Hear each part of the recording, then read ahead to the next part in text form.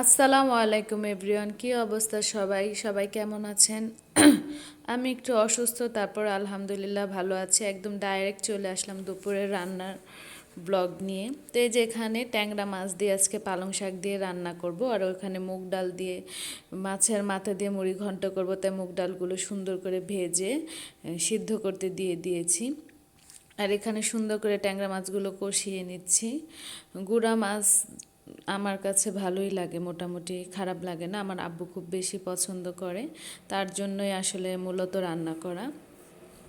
তো এখানে সুন্দর করে দুই চুলায় আমি দুইটি রান্না চাপিয়ে দিয়েছি, কারণ আমি আজকে ডাক্তারের কাছে যাব, অতটা সময় নেই, তাই তাড়াহুড়া করে রান্নাগুলো করে নিচ্ছি।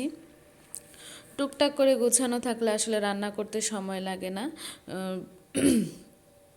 সকালে নাস্তা করে আজকে ঘর দরজা না গুছিয়ে সবার আগে রান্না করতে আসছি।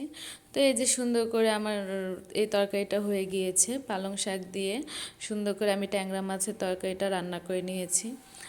আসলে আমার কাছে মনে হয় যেটা দিয়ে যেটা ভালো লাগে খাওয়া উচিত। এখানে যে আমি ফুলকপি, আলু, সিম, শীতের সবজি যেগুলো, সেগুলো সুন্দর করে ভাজি করেছি। আর এই যে এখানে মুগ ডালটা মাথা দিয়ে রান্না করে, মুড়ি ঘন্ট যেটাকে বলে, রান্না করে ফেলেছি। তো এই যে এখানে কি সুন্দর কালার চলে আসছে, এবং খেতেও আলহামদুলিল্লাহ ভালো হয়েছিল। যারা খেয়েছে তারা প্রশংসা করেছে।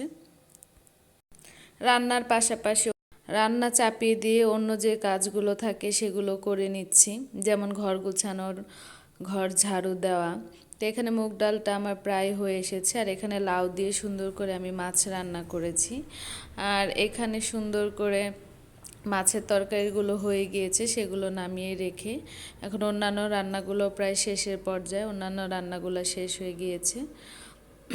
অন্যান্য রান্নাগুলো শেষ করার পর এখানে ভাজি বসিয়েছিলাম, ভাজিটাও হয়ে গিয়েছে, এটাও কমপ্লিট হয়ে গিয়েছে। আর ডালটাও এখানে কমপ্লিট হয়ে গিয়েছে। তো রান্না করতে করতে মানুষের, মেয়েদের কত কাজ থাকে। রান্না করতে করতে আমি রান্নাঘরটা ক্লিন করে ফেললাম। চুলায় রান্না চাপিয়ে দিয়ে অনায়াসে অনেকগুলো কাজ করা যায়।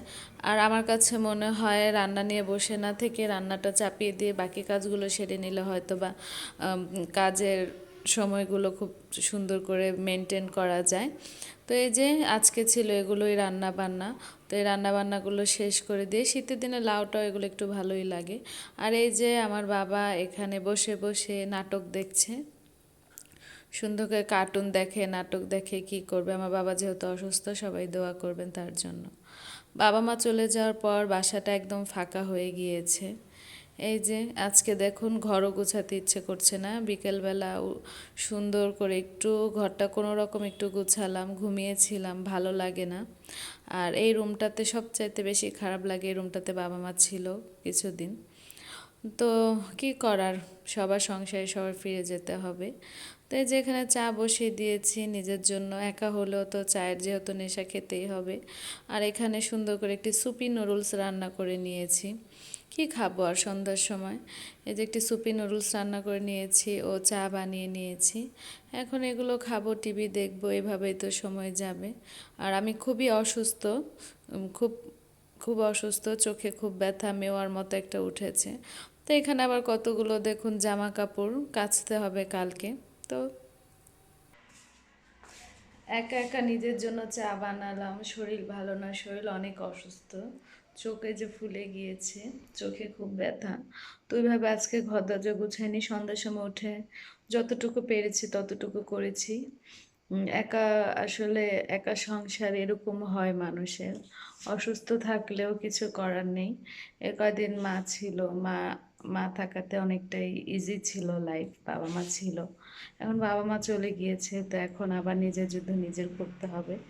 তো এইভাবেই চলছে, নিজের জন্য নাস্তা বানিয়ে নিলাম, চা বানিয়ে নিলাম। এখন কি করব, টিভি দেখবো, টিভি দেখে একটু সময় কাটাবো, আর কি করব। সবাই দোয়া করবেন আমার জন্য, আমি যাতে তাড়াতাড়ি সুস্থ হয়ে যাই। তো এখন আর কি, এই যে চা খাবো আর টিভি দেখছি। সবাই ভালো থাকবেন, সুস্থ থাকবেন, আমার জন্য দোয়া করবেন। আর ভিডিওগুলো ভালো লাগলে অবশ্যই আমার চ্যানেলটিকে সাবস্ক্রাইব করবেন। আল্লাহ হাফেজ।